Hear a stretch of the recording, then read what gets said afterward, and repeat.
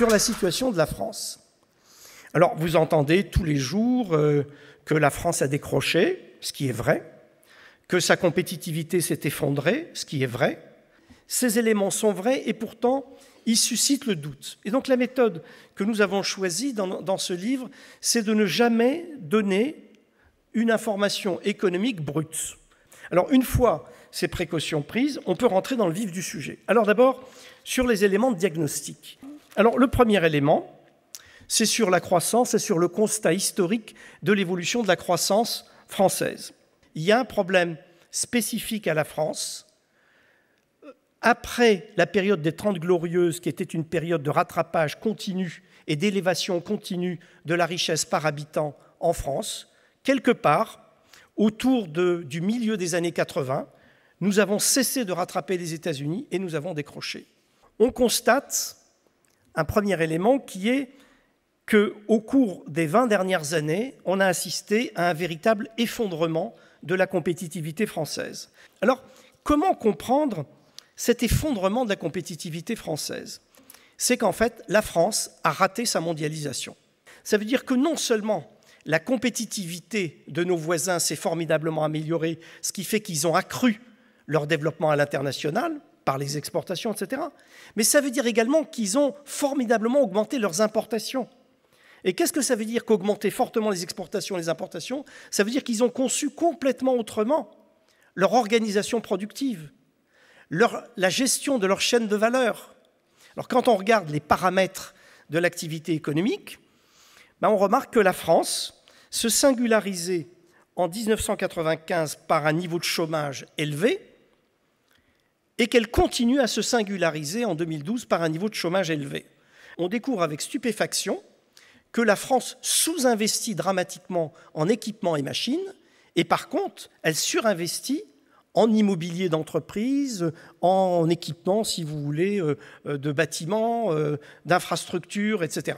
Et là, on découvre une composante intéressante, assez spécifique à la France, c'est le coût de l'immobilier d'entreprise, qui est nettement plus élevé que ce qu'on observe dans d'autres pays. Donc, si vous voulez, non seulement on est très inefficace dans l'organisation du facteur travail, non seulement on subit des charges incroyables dues à l'inefficacité des investissements, mais en plus, en effort de R&D, on est dans une situation de stagnation.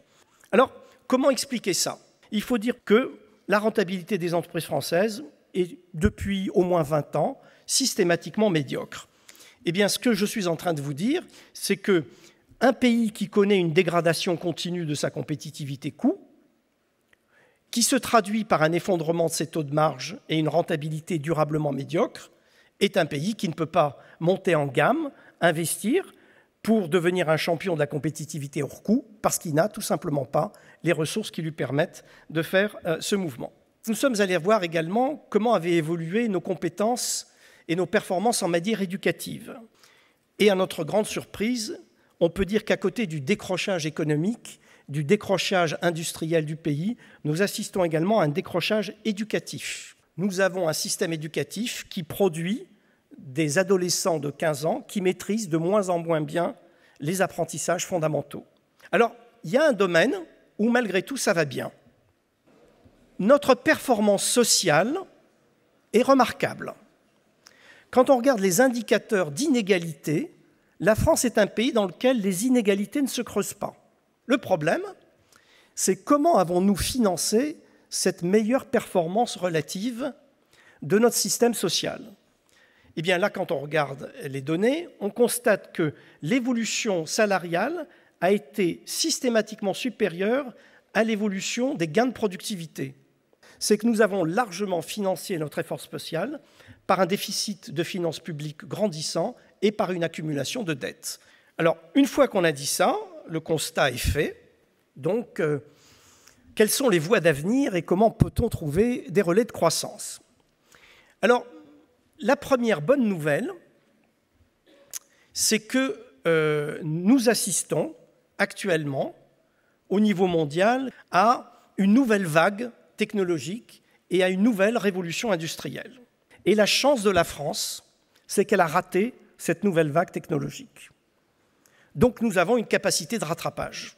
Pour que la révolution des technologies de l'information puisse produire ses pleins effets, Il faut des marchés fluides et dynamiques. C'est-à-dire il faut une organisation du marché du travail et une organisation du marché des biens et des services qui soit plus fluide et plus flexible et plus dynamique.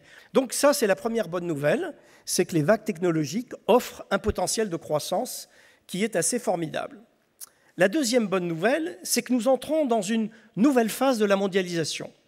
Alors là, la bonne nouvelle, c'est que nous sommes peut-être en train de passer d'une mondialisation du premier type, tirée par les biens d'équipement, à une mondialisation du deuxième type qui serait tirée par les biens de consommation ou plus généralement par tous les biens de différenciation. Donc, dans cette nouvelle phase de la mondialisation, au fond, le développement de la classe moyenne mondiale va constituer une opportunité formidable.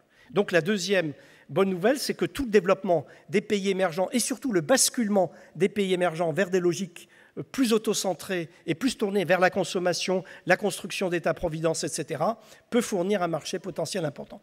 Et puis la troisième bonne nouvelle, c'est que toutes les réformes structurelles dont on parle pour ce pays, qu'on annonce dans tous les rapports depuis maintenant 20 ou 30 ans, n'ont pratiquement pas été faites. Et donc on peut dire qu'on a un potentiel d'autant plus grand que nous devons maintenant faire ce que nous n'avons pas fait jusqu'à présent.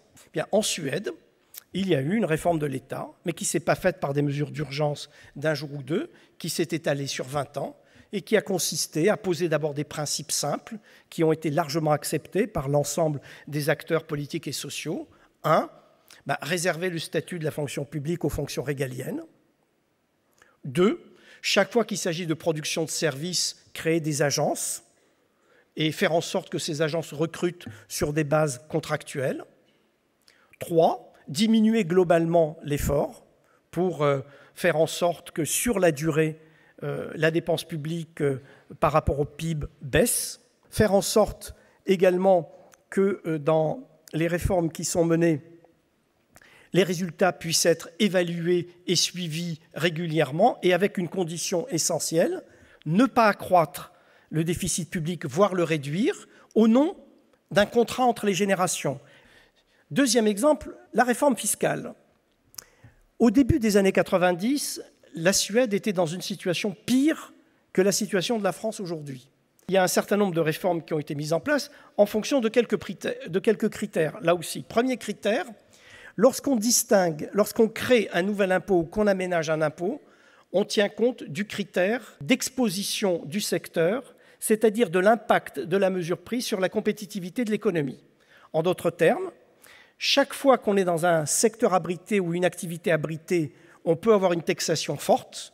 Chaque fois qu'on est dans une économie ouverte avec un secteur exposé, alors il faut viser la taxation la plus faible possible. Deuxièmement, deuxième élément très important et qui dérive du premier, on peut avoir un système très fortement progressif d'imposition et faire en sorte que le coût social, que les charges sociales ne soient pas supportées par le travail.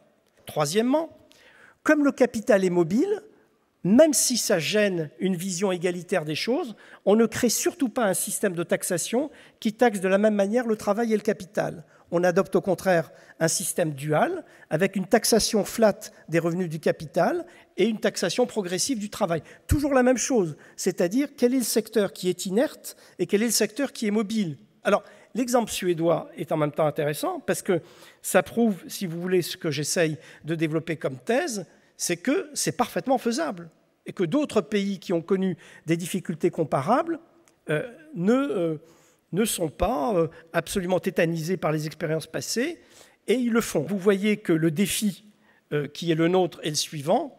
Quand on dit dans notre livre qu'il faut changer de modèle, c'est simplement qu'à partir du moment où on constate ce décrochage massif et l'échec régulier des différentes solutions politiques qui ont été appliquées, c'est que le modèle auquel on est arrivé est à bout de souffle. En gros, ce qu'on constate, c'est que la France n'a pas été capable de prendre le tournant d'une économie mondialisée, innovante, et mettre en place les institutions qui permettent de stimuler et de développer cette économie innovante et mondialisée. Et maintenant, peut-être que nous sommes en train d'approcher du moment de vérité. Et comme il y a ces opportunités, ces triples opportunités qui s'ouvrent, technologiques, économiques et politiques, eh bien peut-être que nous approchons du moment où une évolution plus significative verra le jour. Merci.